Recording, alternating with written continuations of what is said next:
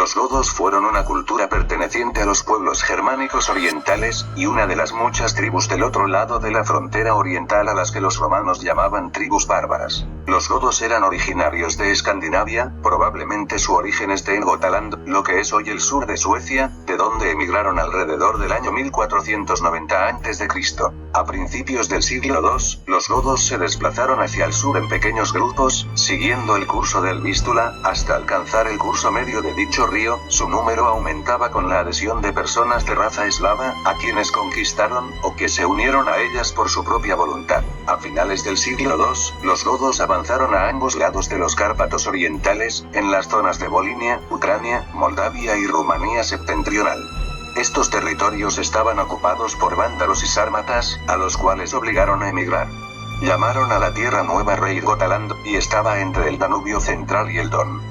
Entre este lugar y Roma estaba Dacia, un lugar fronterizo que comunicaba a godos y romanos. Los godos en este punto se dividieron en dos grupos diferenciados. Los visigodos o tervingios, que se asentaron al oeste, entre el Dniester y el río Danubio, lugar pacífico donde la población se constituyó en sedentaria, y los ostrogodos o greutungos que se establecieron al este, un lugar inseguro, blanco de constantes ataques de otros pueblos. El límite entre ambos lo constituía el río Dniester. O sea, que visigodos significaría simplemente los godos que se asentaron en el lado oeste, y ostrogodos, los que se ubicaron al este, y por lo tanto, en un principio la distinción entre visigodos y ostrogodos no radicaría en su origen étnico ni cultural, sino en su ubicación geográfica. Desde mediados del siglo III, los godos empezaron a organizar incursiones en las provincias del imperio situadas al sur del Danubio. Del contacto con el imperio romano se introdujo cierta cultura en las tribus góticas, como la escritura y la religión, con más arraigo entre los visigodos, que poblaron los bosques más cercanos a las fronteras del imperio. A la vez, a medida que los godos van asentándose en Dacia, explotan las riquezas minerales que luego exportan al imperio. La primera invasión de los godos en el Imperio Romano ocurrió en el año 214 después de Cristo, siendo derrotados por fuerzas del emperador Carácala. La primera invasión goda de cierta importancia en territorio romano tuvo lugar en el año 238, cuando atacaron la ciudad de Istía, situada en la actual Hungría. A pesar de este ataque, hay evidencias de que los godos se habían convertido en aliados de los romanos, que les pagaban una suma anual de dinero para defender la frontera del imperio contra los bárbaros sármatas que estaban detrás de ellos. Los godos también proporcionaron fuerzas mercenarias a los ejércitos romanos. Se sabe que en el 244 después de Cristo, fuerzas godas participaron en la batalla de Misiche, en Mesopotamia, con el ejército romano, siendo derrotados por los persas sasánidas. Esta alianza se rompió durante el reinado del emperador romano Filipo el Árabe, cuando este detuvo el pago a los godos. Entonces, el rey de los godos en aquel momento, llamado Ostrogoda, cruzó el Danubio y saqueó las provincias romanas de Moesia y Tracia. El general romano Decio, que después se convertiría en emperador, condujo un ejército contra ellos. Pero los godos se retiraron con seguridad a través del Danubio. El rey Ostrogoda regresó reuniendo un ejército de 30.000 hombres, en parte pertenecientes a su propio pueblo y en parte a otras naciones bárbaras, y los envió por el río bajo el mando de dos generales, Argait y Guntárico, que asolaron la provincia de Baja Moesia, y sitiaron su capital, Marcianópolis. Los habitantes de esta ciudad negociaron con los godos levantar el sitio a cambio de recibir un pago importante en dinero. Después de ser pagados, los bárbaros regresaron a su propia tierra. Después de esto el reino de Ostrogoda fue atacado por los gépidos, otro pueblo germano, que se habían separado de los godos, y bajo su rey, Fastida, habían conquistado a los burgundios, otro pueblo germánico. Exigían que Ostrogoda les diera una parte de su territorio. El rey trató de persuadirlos para no hacer la guerra, pero no concedió en lo que requerían, y las dos naciones se encontraron en una batalla cerca de un pueblo llamado Galtis. La lucha fue larga y terrible, pero prevaleció la naturaleza más vigorosa de los godos, y el rey Fastida con sus gépidos tuvo que retirarse a sus propios dominios. El rey Ostrogoda murió alrededor del año 250 después de Cristo, y fue sucedido por un rey llamado Niva. Ese mismo año, el rey Niva lideró una confederación de godos, tanto visigodos como ostrogodos, y sármatas. Cruzaron el Danubio por Novae, en la actual Bulgaria, y tomaron la localidad al asalto. Después, envió partidas por toda la provincia romana de Moesia, para saquear la zona. Las considerables fuerzas godas, exigieron la atención del emperador Decio, que había subido al poder el año anterior. El nuevo emperador se puso al frente de las legiones y marchó hacia el Danubio para atajar el problema con los godos. Mientras Niva estaba sitiando la ciudad de Nicópolis, Decio llegó con su ejército, y los godos se marcharon a través de las montañas balcánicas rodeando el monte Oenus, y se dirigieron hacia Filipópolis.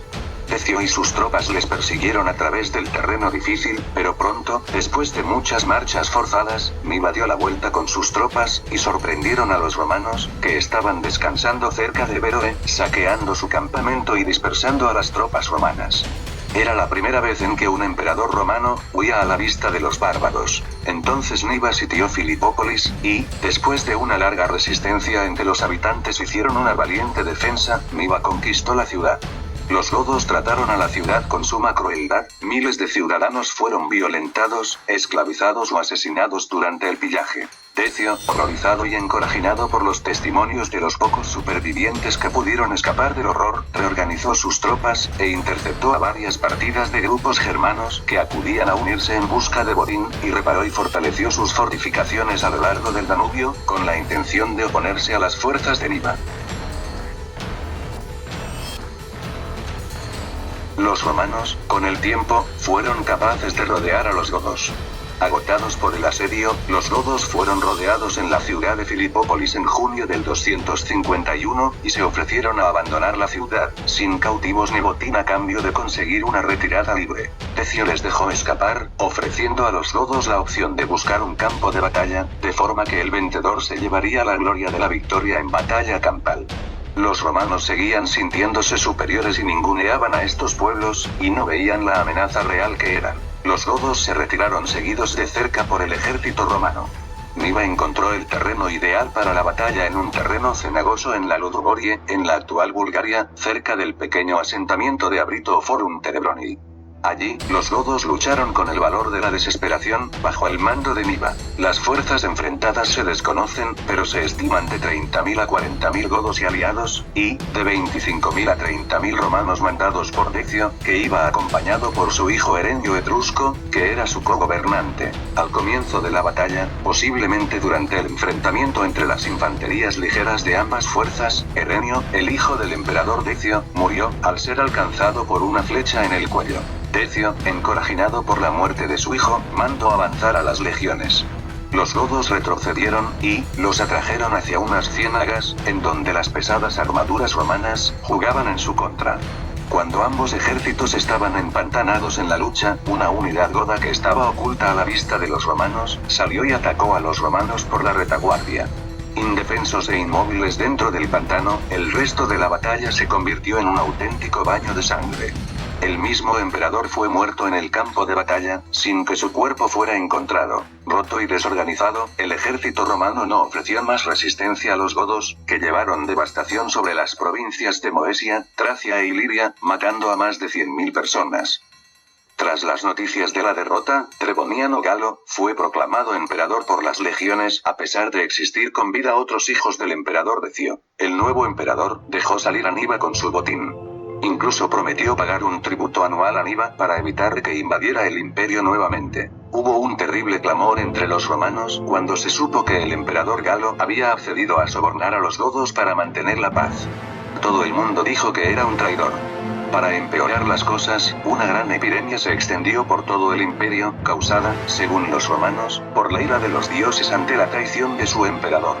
Para colmo, una parte de los godos, infieles a sus compromisos, continuaron asolando las provincias de Iliria, siendo derrotados por un general llamado Emiliano, que asumió el título de emperador.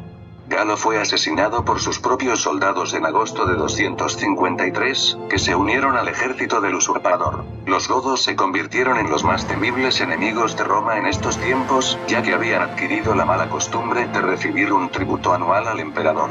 Cuando éste se retrasaba, cruzaban el Danubio e incendiaban y saqueaban todo a su paso.